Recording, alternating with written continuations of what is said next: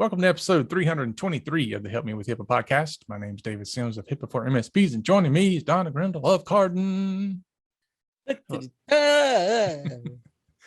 morning, Donna. Lots of craziness this week. Yes. Everywhere, not just in the things we're going to talk about today, just things just going crazy. Yep. So. Yeah, well, for both of us. Yeah. But, things will settle down and then they'll go crazy again. That's just the cycle of life. Oh, boy. We're singing. Yeah. That's what I'm going to do. I have my grandson. I'm just going to get on top of the mountain, hold him out. Yeah, there you go. It is. I'm looking forward to it when you become a grandfather because it's going to be fun. I know. For me and others around you. It's quickly approaching. So TikTok. I know. So today we got some ransomware stories. No, we've never talked about ransomware, I know, but we're gonna. Yeah, there's some interesting stuff going down out there. So. Yeah, there's some changes happening, and we talked about this a lot, where you want to pay attention to what's going on because you want to understand how it may affect you. We talk about information sharing, analysis, all that good stuff. So this is what we're bringing today, because we're going to be talking about a few stories of things that you need to be aware of, because some things you thought were no longer are there again. And there's some new tactics that some ransomware gangs are throwing out there that you're not going to like. Yeah. Well, yeah, we'll see how that goes too. Yeah. There's a lot, David. There's a lot. There is a lot.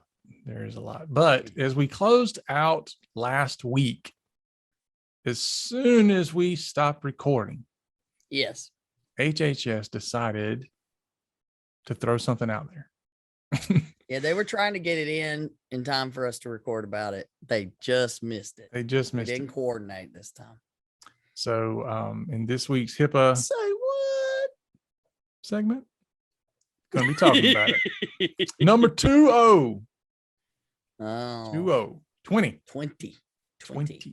Yeah. Yeah. So there's OCR, almost enough of them that they could buy their drink legally. They're still behind on the enforcement initiative, for the right of access. But 20, you have 20. Mm-hmm. Well, that's more than they've ever.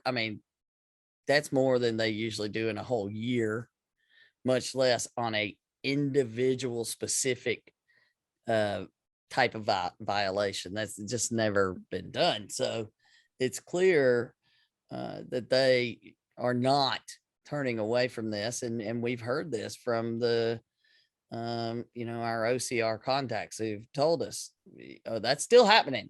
Mm-hmm. Yeah. They're still behind it. They're pushing. But there, even if it wasn't, there's no reason not to make sure you're doing the right thing. Because this is about patient care. Mm-hmm. So, yet another time, what had happened is the answer. Yeah. So this one is Children's Hospital and Medical Center in Omaha, Nebraska. They are resolving a case for not providing children's records to their parents without OCR having to get involved, which is not what should happen. They're paying $80,000 and going on a corrective action plan. And we always tell you it's the corrective action plan that you should be worried about. Mm-hmm. But as always, as is our custom, we evaluate the resolution agreement. Yes, there was not anything I saw groundbreaking as far as these cases go. But we also look at what point they're trying to get across with their press release, official quote from the director, which is David's favorite thing to do. Hit it, David. Yes. So the acting OCR director, Robin Sue, we still don't know how to say your last name yet, Robin Sue. So if you're listening, just shoot us a message, maybe with a audio recording of how to say it. Yeah. So we've done searches, we've done everything. Yeah, we're trying to find videos where she says her name, something, but I don't know if it's for Boise or for Boosie or for boys. For bows. We don't know. I don't know. Complicated name. Sorry. I've lived with Sims all my life. It's pretty easy. But anyway, so she says generally, HIPAA requires covered entities to give parents timely access to their minor children's medical records when the parent is the child's personal representative. OCR's Right of Access initiative supports patients and personal representatives' fundamental right to have their health information and underscores the importance of all covered entities' compliance with this essential right. Oh, bam.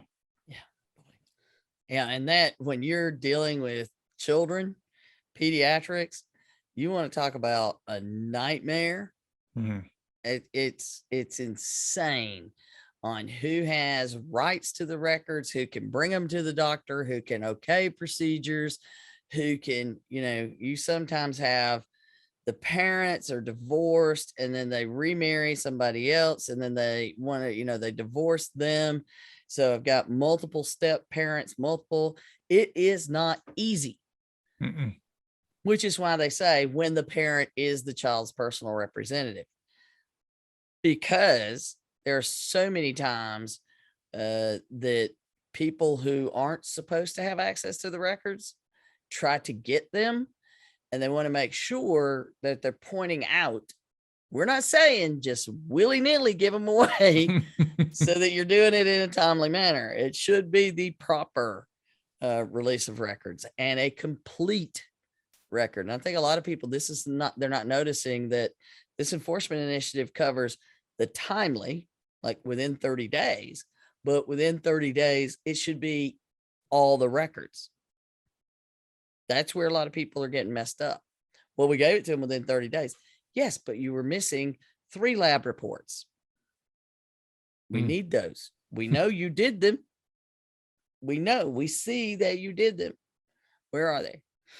So that complete records within a timely manner is a big deal. Yep. So not going away. So we've talked about this for a long time, but get your house in order. Multiple episodes about it. So yes, get your house in order. Yep. Get your ducks quacking the right way. So we talked a few weeks ago about the Revil gang or R-Evil, depending on how you want to pronounce them. Nobody knows how to pronounce anything. Revil. Everybody's going to have their own thing. And yeah, the Revil Knievel gang. Well, we talked about them a few weeks ago and how they kind of just disappeared. Poof. Yeah, during the whole Kaseya thing, they were just like, we're tough, we're here, and then poof, they just gone. Yeah. So we didn't know if maybe they got a big payoff, because I don't know of anything about that yet. Have you heard anything about, did they get paid for that? For the Kaseya thing? Yeah. What we do know, and this was a big thing, and that Kaseya ended up with the decryption keys that are specific to their incident. Mm-hmm. And all they say is they got them from a third party. That's it. But the gang claims that one of their team fat fingered the key, which sent it out to people. And so, that's how they ended up with it. Kaseya's not saying. Kaseya's not going to say what they want them to say. The gang is making that claim. Who knows? Oh, and I did make a note for a quick fat fingered, fat thumbed it. Those are nerd terms where, when we make a mistake on the keyboard, my finger hit the wrong key. Yeah. which is I usually the typed enter it. key. Oh, I didn't mean to send that yet. Yeah, I fat thumbed it. That or fat fingered it means, I hit some keys that I wasn't supposed to. And when you think about, particularly when we're in those PowerShells and the scripts and stuff and just entering commands, that's when things go awry. Yeah. Boom. Rapid fire. Ah, I wasn't ready. But it's like when you're doing like messaging and you're halfway through the sentence and you hit the enter thinking it's going to go to another line, but it sends the message. So you yeah, get, half a word in there and you're like, yeah. Or you go to fix one word and then you hit enter accidentally, or, yeah, or all like kind of me, mess. I drag my hand across the little trackpad on the laptop and then script all of those things. Fat fingered, fat thumbed it. I've made a mistake on the keyboard. So they're claiming one of the gang members made a mistake. Kaseya is saying, we're not saying, we're just saying we got it. Yep. But all that to say, they're back. They're back. Or should I say, they're back. Yes, we have titles and we're gonna have fun with that. But yeah, they can claim whatever they want about why they were gone. And there's a lot of debate about that. But it's like they packed up, moved to another house, set up shop again is basically what it is. And we knew that they have a business continuity plan. Maybe our buddy Jack Reciter will figure it all out and, we'll hear it on the show. Yeah, I know, right? Get on that, Jack. Could you do that? Cover that on Darknet Diaries, please. A little plug to Darknet Diaries. But the big picture issue here is no matter what it is, they say that they, for whatever reason, had to restore from backup. So they completely restored from backup. They've apparently done some retooling and they're back in the game, threatening to release information that has been stolen right back where they were. Mm-hmm. So that being said, just like always, there are new gangs that are popping up. There are plenty of these. There's the Conti gang and the Gand Crab that, they go, they come, they go. They mostly reinvent themselves in a lot of ways. In fact, the Revel group, they also, they distribute Sedina Kibi. And, there's always going to be plenty. It's not like when one big one goes away, there's now, so everybody take a sigh of relief. We have one less to worry about. No. Yeah. It creates a vacuum. That in there, which is the story that leads us into the other two stories. So, number 2, I'm a fan of Sun Tzu, the Chinese general, very strategic, has some great stuff. But one of the phrases is, know thy enemy and know thyself. So that's story number 2 is we are learning about their tactics. So, and I don't know which ones, we got them all here. Multiple different stories. We got one of the scripts was found that shows the automation of the script, so showing the files that they're after, the specific ones. We know, for example, so many things, but to actually get a copy of one of the scripts, which apparently, we're getting a lot of these articles from Bleeping Computer, which, first of all, I love the name. Mm-hmm. And I've followed them for years when it was just, a help site more than anything. And now they do a lot of really great reporting on cybersecurity. But having the actual script that shows the automation, I'm looking for the total number, 123 keywords they look for that they scan data looking to see if they can find these. And it's everything from checking, concealed, government, routing, W4, W2, W9. That's why I don't like SSN, SSA, SS number. Some other ones in here. Investigation. There you go. Probably confidential. Yeah. Insurance.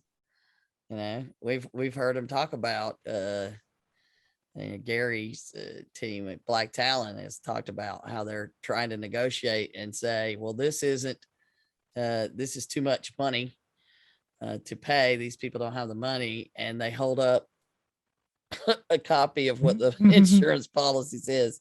Don't tell me that. This is your insurance. That's why we're asking.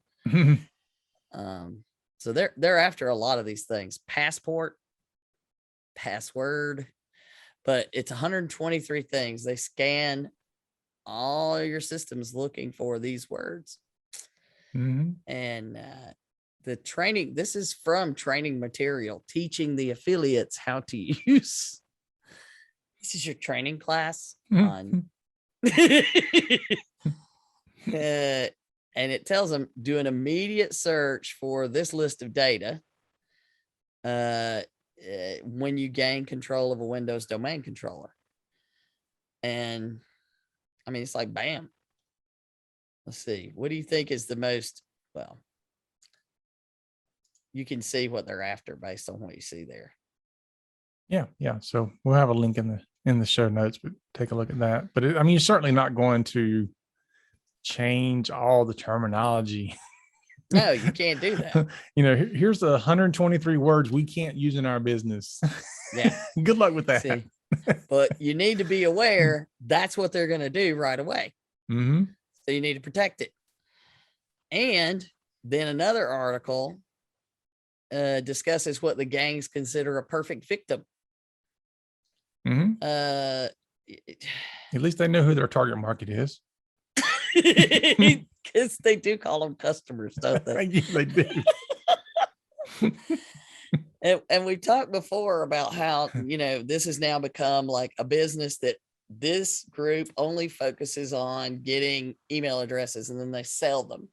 This group focuses on initial access. And so that's their big business. And let's see, Black Matter and Lockbit gangs may cut out some of the legwork by purchasing access, including working credentials or the knowledge of a vulnerability that is in a corporate system.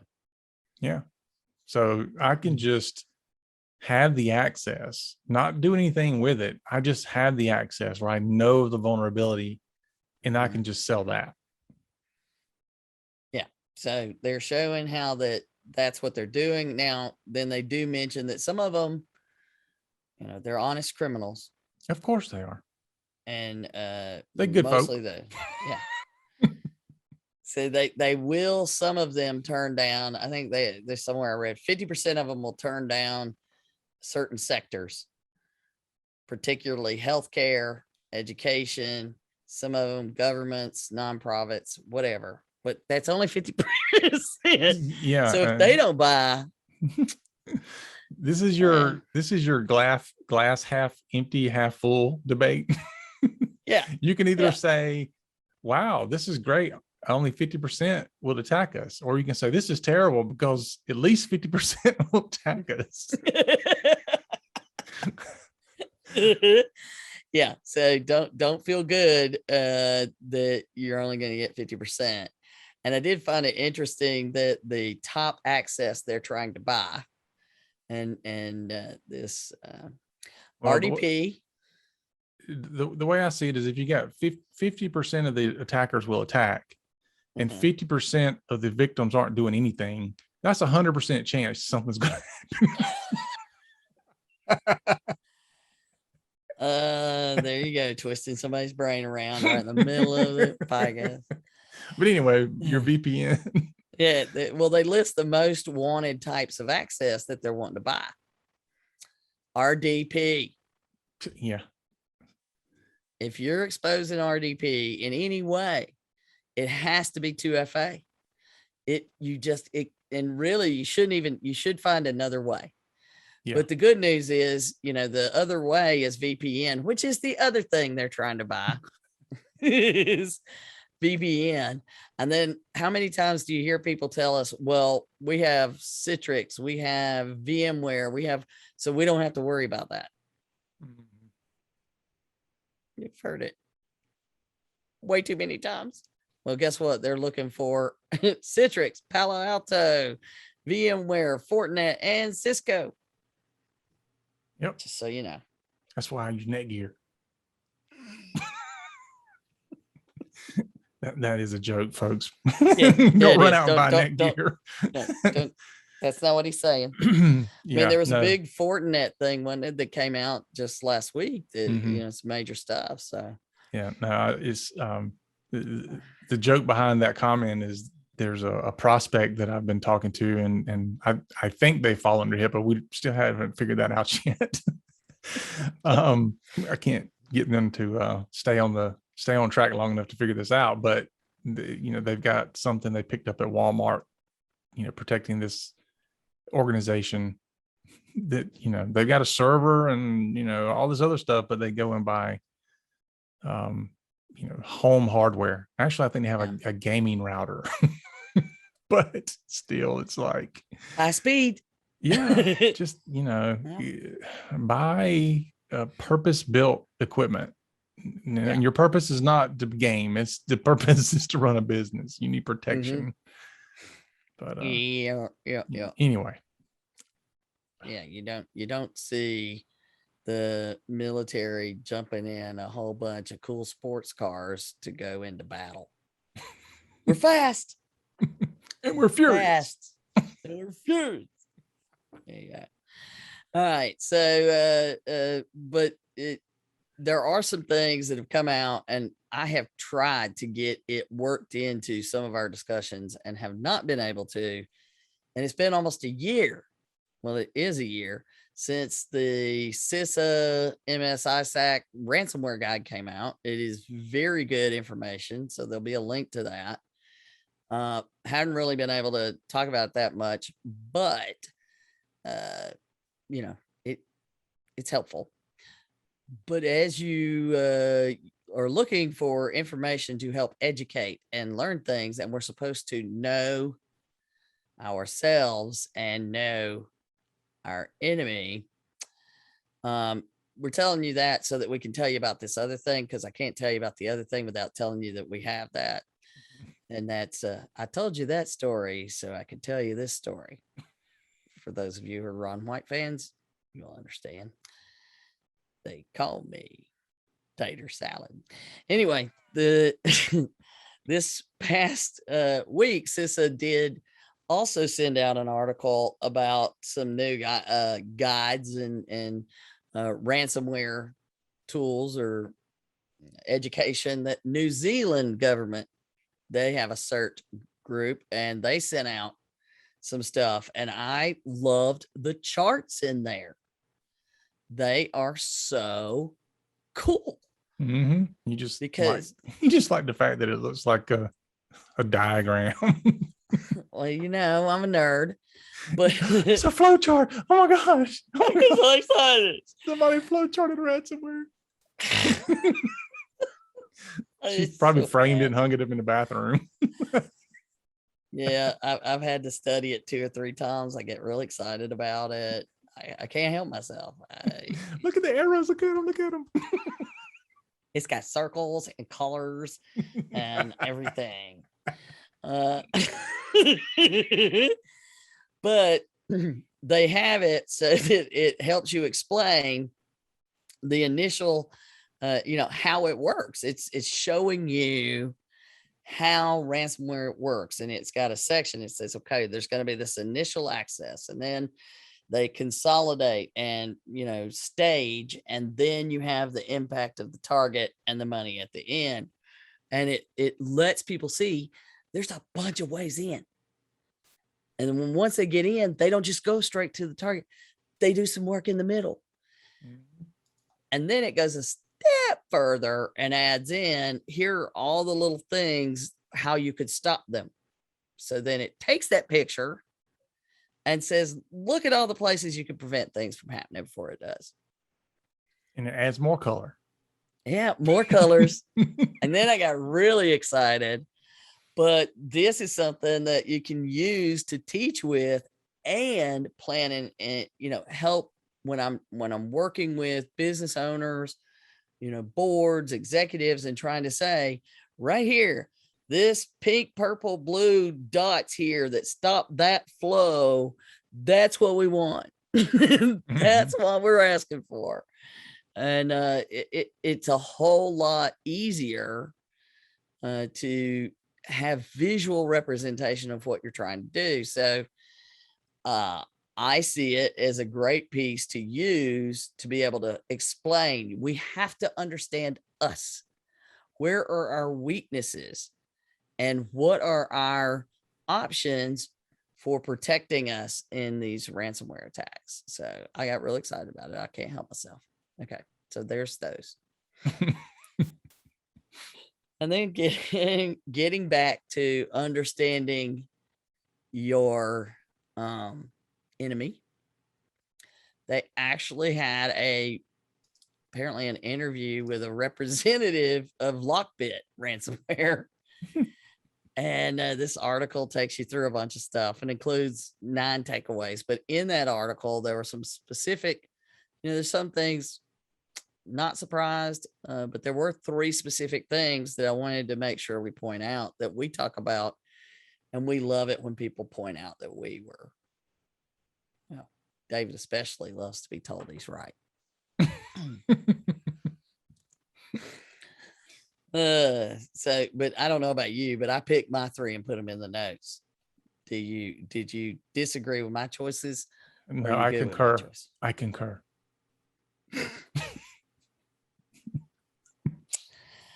Okay. Expect more supply chain attacks. There's your another shout out in a movie. Yeah. I concur. Catch me if you can. You see, you just get one. I concur. I concur. I concur. Was that when he was the doctor, right? Yeah. He didn't know what they were asking him. I concur. I concur. He carried it well. But anyway, expect more supply chain attacks. Let me count the ways that we've talked about that. We're about to talk about it more, aren't we?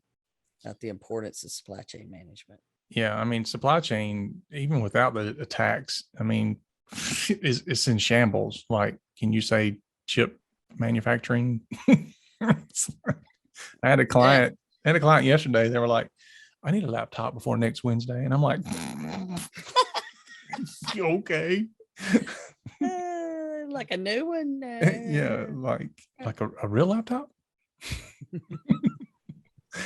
I'm like, see if I can grab us a very high priced used clunker on eBay. I said, we will get you a stopgap laptop. That's all I can offer you. Yeah. It's like, apparently you haven't looked at how far backed up laptops are right now. I mean, depending on what you want, you're going to be waiting till the end of the year. Yeah. I mean, our total supply chain is whacked.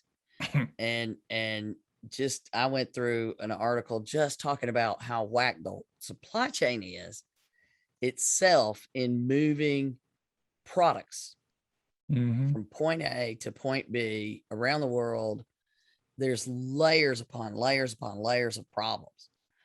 Even if we could get it shipped here, then you got to get it off the boat and then from a container to it. We got trucking issues and trains and planes, trains, and automobiles. They're all complicated. We can't get bus drivers. I mean, one state they're bringing in the National Guard to drive buses because I mean, it's crazy.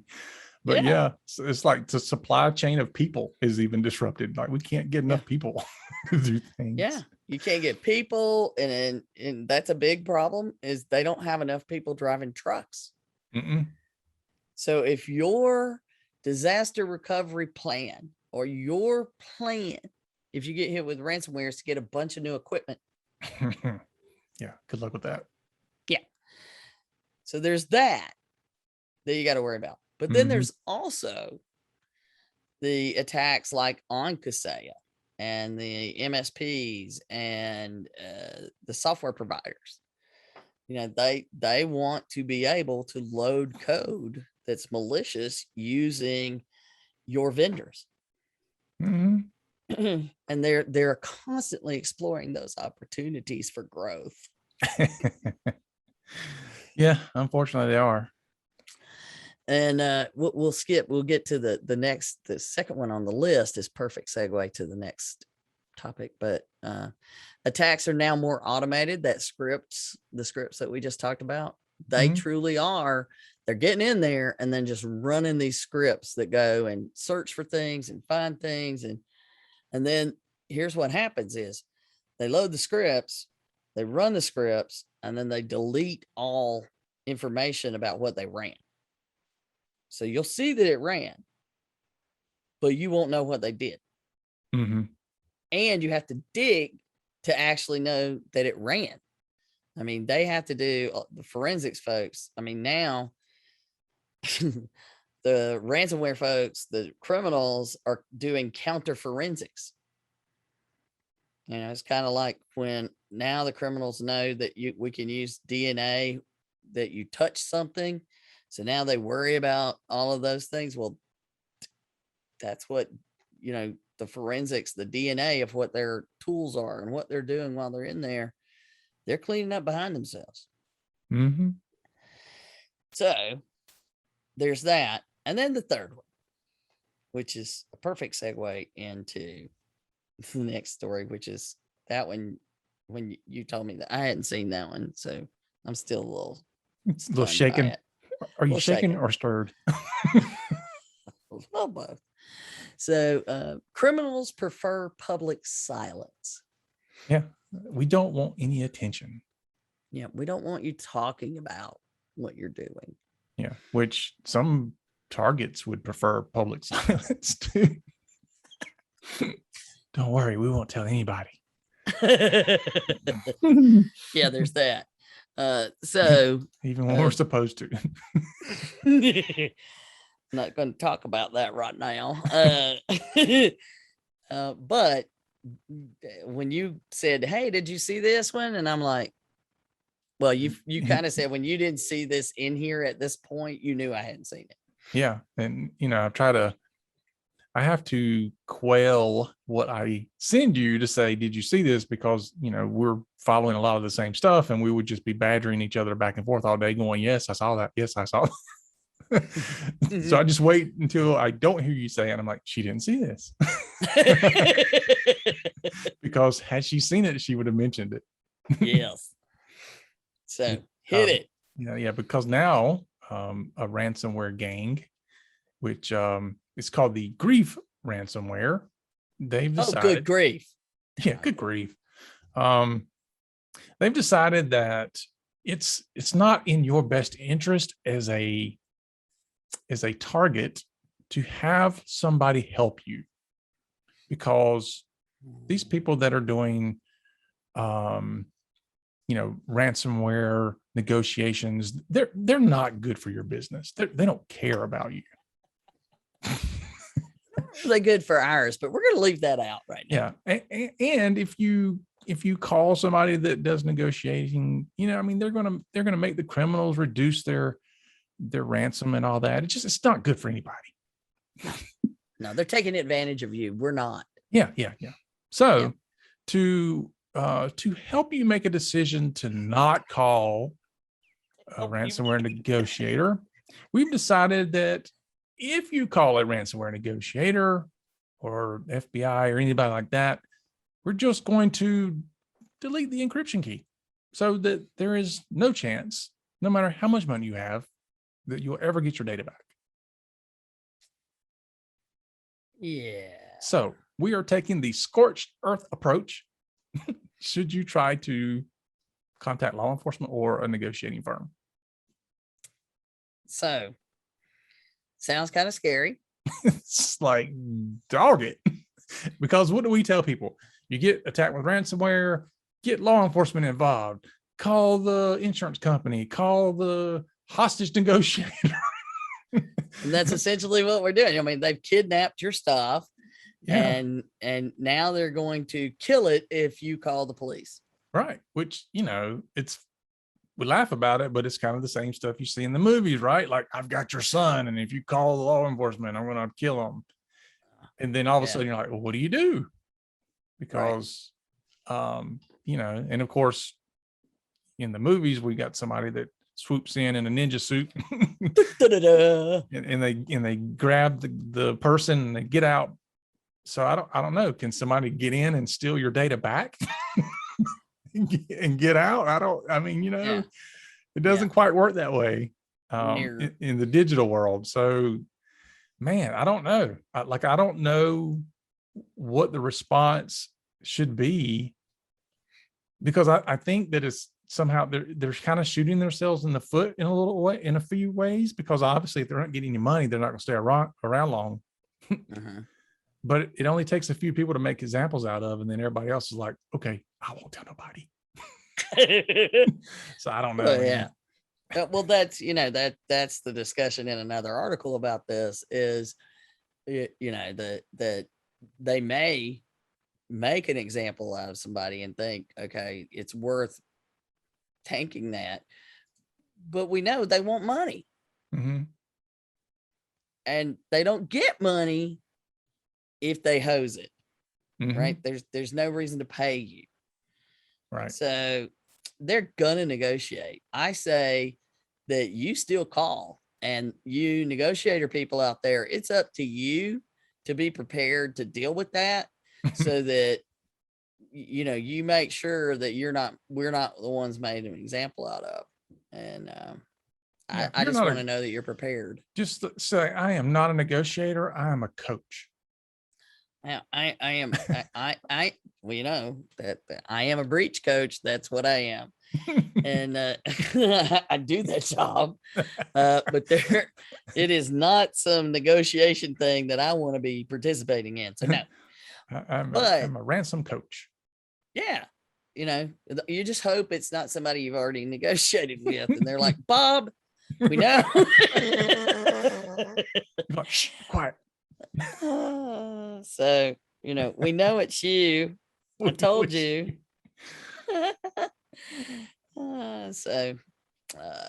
But needless to say, there's a lot going on, and we need to understand not only what our preparations are, but how their tactics continue to change. Yeah. All this, though, it really goes back to the conversation of, for me anyway, I don't want to spend a lot of time having a conversation about hire a negotiator or not hire a negotiator.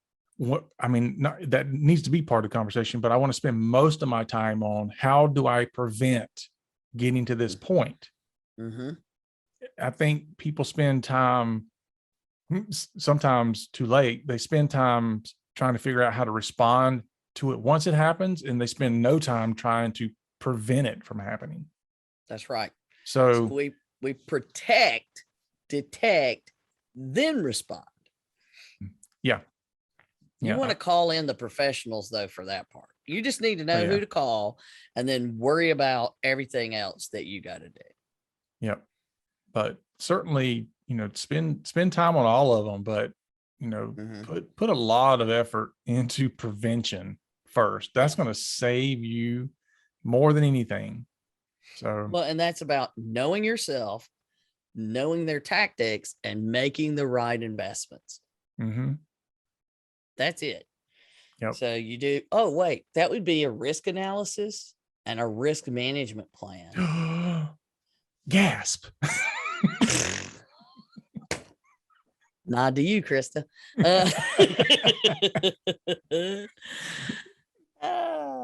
So that brings us to our third story of 3 stories to consider about ransomware. That's gonna leave a mark. Yeah. Now this one, and that's what Spaceballs. definitely Tommy Boy. That's,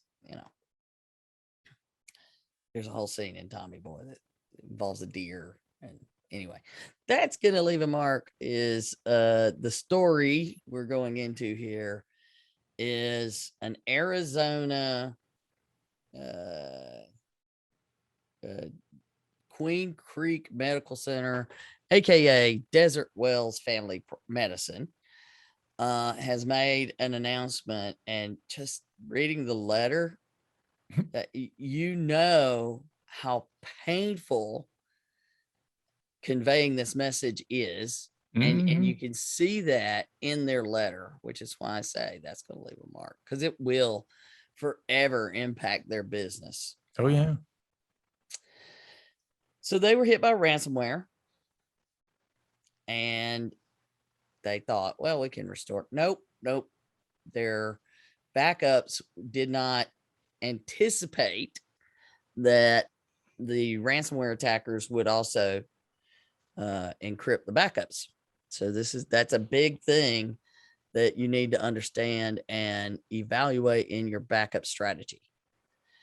David is the king of our backup and recovery strategy conversations in the boot camp. My rants about it. Yeah. But I mean, to me, one of the most important things that you share about that is you're not buying backup, you're buying restore. Yeah. And I have to know that I will be able to restore. Yeah. Again, this goes back to the conversation is how much time are you putting into ensuring that you're preventing this from happening? And people drop the ball more times. I mean, I don't know what the percentage is. It's in the high 90s. How many times people are doing backups? And when I say, when's the last time you tested recovery? What? Yeah. How long will it take you to do a restore? So any of those things. I mean, at best, I've had somebody say, well, we actually recovered a file last week. Okay, great. That's at least you tested a file. Have you tested like full systems? Do you know what that's going to take? Anything? And I mean, I rarely get anybody who's like, oh yeah, we absolutely test our backups. Well, even if you can say, look, we tried to do a restore of multiple files, that's all worked. We also do an inventory of what's on the backup and match it. And, there's lots of layers of things that you can do, but that means you're actually thinking about being able to restore. Yeah. Or how, are they connected? Is the backups connected to the network? Are they at any point disconnected? Are they hosted somewhere else in the cloud, which, that's not 100% protection either. I mean, there's all these different ways you can do stuff, and you need to take them all. Yeah. I mean, you've got to have redundancy and protections, but certainly not knowing if your backups are even going to work and just trusting. I mean, how many times I've seen people say we have backups, and I go look at it, I'm like, man, ran in months. I know you're paying for backup, but it's not working. Or your backup's running once a week, and at best. Yeah. But this is a thing that we have known for a long time, though, that they are encrypting online backups. If your backup is connected, it is being encrypted. Period. Because that's one of the things they immediately start looking for. So we're not sure exactly what happened, but we don't know whether they paid and then couldn't decrypt. We don't know, but what their announcement is, maybe they called a negotiator.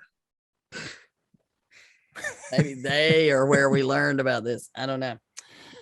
But the bottom line is, according to them, all their data is corrupted. Like, they have brought in multiple recovery services, forensics folks trying to get their data back, and they cannot. So basically what they're having to say to their patients, and this is family medicine. We're not talking a big hospital or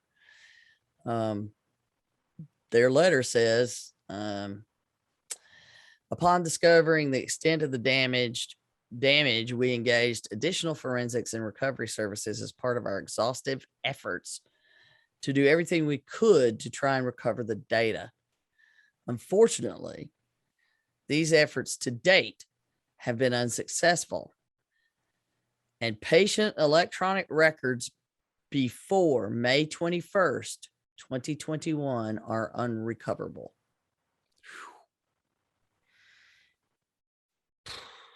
And they've been around for 20 years? 20 years. Yeah, the opening paragraph of the letter says, as you may be aware, our IT system has been down for several weeks. Several weeks. Yeah. Before they get to the point where they give it. We value our relationship with you and serving as a trusted healthcare provider to our community for over the past 20 years. We are writing to you today to share the most updated information on this incident, our efforts to bring our systems back online, and our practices path forward. So at least they're not doing like, okay, we're out of business, like some of them have done. But they've been down for weeks. We know how painful that is. They're having to do these notifications again. Painful. Because remember, you're supposed to protect the confidentiality, which most people worry about, but also the integrity and availability of your records. So basically, they're trying to figure out all the different ways that they can try to rebuild patient medical records. 20 years worth.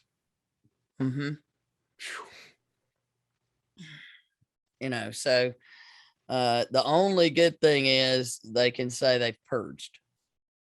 And, that's a huge conversation in healthcare of, I don't want to get rid of records because I never know when I'm going to need to go back and get that, but you know what, if you've got 30 years worth of records that it's time, you need to purge. You're protecting information you shouldn't need to protect.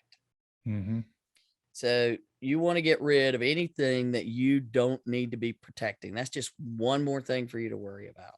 Yeah, this is one of those times where, you wish somebody would have said, let's take a maybe quarterly or monthly or whatever, but let's take and do a backup of our data systems and physically store it somewhere, like in a safe.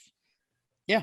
So they're not connected. Yes, we will lose a month's worth of work or a quarter's worth of work, maybe even a year's worth of work, but we won't lose everything.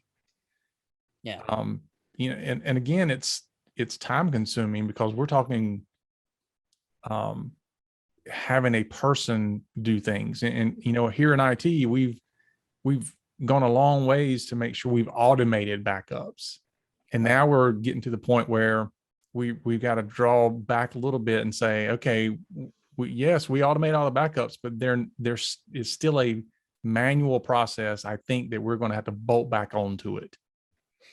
Yep. There's times when a human has to be your last line of defense. And in this case, it is, I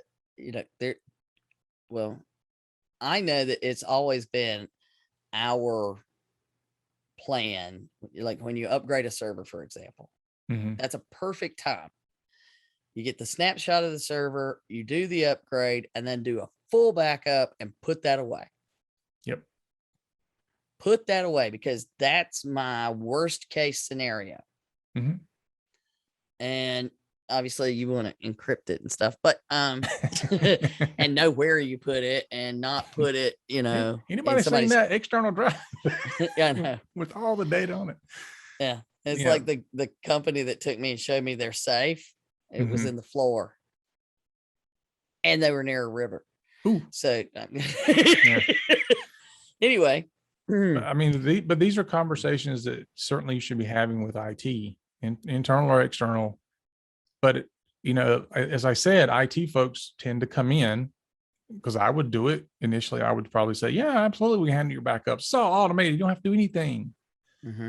But you have to understand as the business, what business risks are you willing to take? And do you want to pay, whether it's the IT company or somebody else on staff, to help the process, but you're going to have to physically have somebody that's putting a hardware device online to back up to periodically, and then take it offline and store it somewhere else. Either IT needs to come out and do it, or you have to have somebody else do it, but it's an additional piece of work. And storing it somewhere else is a key element. Yes. We talk about convenience all the time. Security is not convenience. Protecting yourself is not convenient. But that's the way you avoid disasters like that, because this is terrible. Yeah, and a lot of times, it's easy to forget that this practice is the victim. A lot of times it's easy to forget that they are the victims of a criminal attack. Yes, but their patients are the ones that are suffering a big part of the consequences of them being a victim. Yeah. Imagine if this, and I don't know that there aren't, but imagine if this was records of x-rays, how much radiation somebody's getting, you can only get so much over your lifetime. So if you lose track of how much radiation that a patient's been given, what do you do? I mean, there are so many things. I've fallen down and hurt myself so many times. I feel certain I've probably exceeded that, and I kind of glow a little bit in the dark. You glow in the dark. but it's that complete loss. So we started this episode talking about the ability to get access to your records in a complete and timely manner. This is, yeah. Not only do the patients want it, but you want it as a provider. Yeah. So I do want to kind of wrap this up by asking, going back to the beginning of saying, look, this activity is out there, and I would love to know if you could have gone in to this practice that is suffering right now, and 2 months ago, and said, do you think you're susceptible to a ransomware attack? Do you think you can restore from backup if you're hit with an attack? And how long do you think you'd be down if you were hit with an attack before you're back up and running? What do you think the answers would be if we had asked them even a month ago? I mean, in my experience, people have the "it won't happen to me" syndrome. I think they would have said, ransomware attacks happen, but not to that. We're not worrying about it. We're small. Our IT has it. Yeah, IT has it. We have backup, so we're good. And I'm sure we can be back up and running same day. Yeah. I mean, we now know the answer to 2 of those, because we know they're not back to normal, and they don't know when they'll be back to normal. There will never be a back to normal for this practice. Never. I mean, think about we talk about the overall, the soft cost, the reputational damage, and then the resources that will be diverted from their ability to move forward and grow. Their resources are now diverted to putting them back together. The Humpty Dumpty fell off a wall, and now we've got, all the king's horses and all the king's men, and pretty much everybody in the whole community is going to have to participate in some way, both in the medical community, and if patients have their records, take them. If you had recently gotten a copy of your records from us, please bring them back. That kind of stuff. So it's that if I ask you those questions today and you feel confident that you have it covered after hearing this story, can you prove it? I'm just saying, you should not feel confident you have it covered. If Yeah. you do, you're in trouble. Yeah. Overconfidence Because will get you. yeah, I mean, we feel we can tell you, and we'll tell you more stories. And as we go, the next few weeks, we got some great stuff coming out for Cybersecurity Awareness Month, and we're going to tell you some great stories of how, yes, we're confident, but we're terrified at the same time. You know, well, it's the we're whole trust but verify. I'm confident, but I verify. Like I'm Yeah. confident in the backups that we put in place for clients, but I Yeah. also verify that they work every single regularly. day. Yes. Yeah, every single Constantly. day we are testing You those know? things. And I'm constantly trying to figure out, is there a hole somewhere? Is there something we forgot? Is there something that's changed? Because you've just got to have somebody in your business doing that for you. And, you know, if your IT provider tells you, you're good, I got you. I understand that that's a promotional statement. However, I need you to give me a little bit more of how you got it.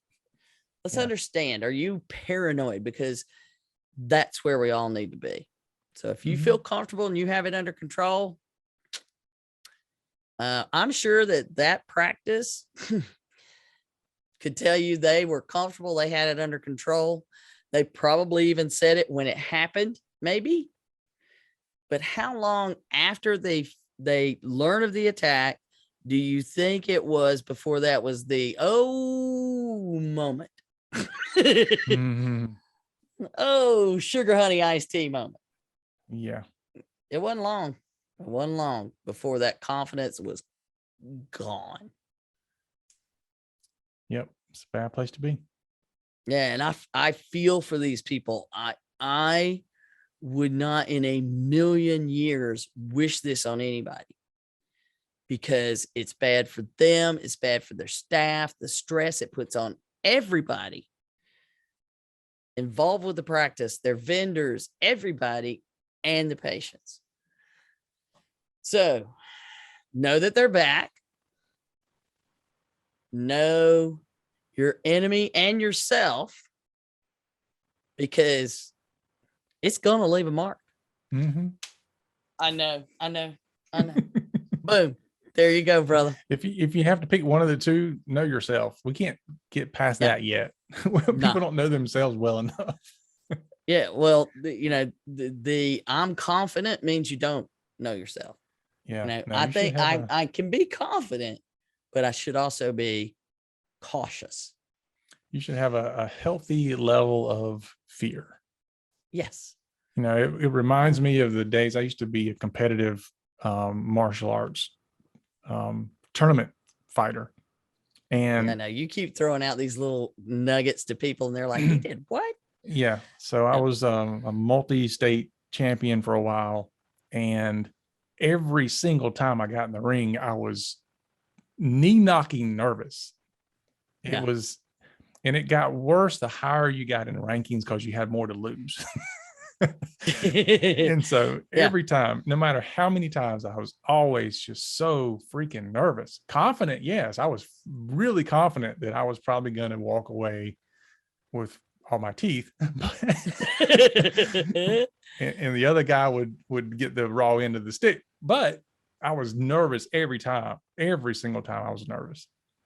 And it's kind of the same way here. You know, no matter how confident you are that your skills of IT and ninja skills in IT are going to get you by, you still should be nervous, because you just never know when the other person is going to have a little bit more skills than you are. Well, and knowing, like, here's a perfect example of counting on your vendors the right way. Is I know if we go out somewhere and I tie one on a little bit and I start mouthing off a little too much, I got you. I know that you're going to be able to handle pretty much anything that could happen in a very scary situation. But on the flip side of that, I also know that I might need to step in before you put your foot through somebody's face. So I feel very confident you got my back. And I feel very confident that you are assessing the scenario at all times. But I also have to take on some of that responsibility myself. You're still looking for the door to run out. I know. I got to know certain things when I come in. I got to know all my exits and baños de damas. It's very important to know where the restroom is. That's all I can say. But either way, you know, it's about constantly being aware of your environment and having a plan. Even if your plan is, I'm going to say, hey, David, you see this? I have to have a certain level of confidence in you. Or as one of your team members said, my incident response plan is to call Donna and my plan is in action. Yes, there you go. What are you going to do with this? Call you. Activated the plan. Yeah. Love it. All right. All right, folks. Remember to follow us and share it out on your favorite social media. Help us to grow the podcast. Leave us a rating and review. Help us spread the word. We love it. We love it. So I'm going to change up here for a second. Maybe for good. Who knows? But just remember, for Donna and myself, privacy and security. It's not about compliance. It's about patient care.